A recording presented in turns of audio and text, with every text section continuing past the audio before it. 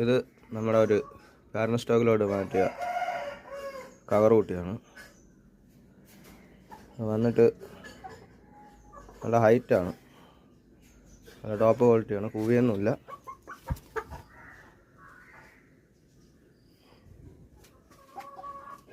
കൂവിയിട്ടില്ല.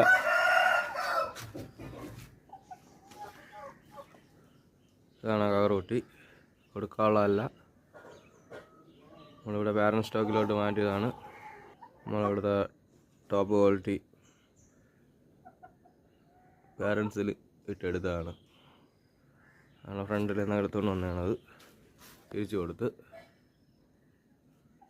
നല്ല ഹൈറ്റാണ്.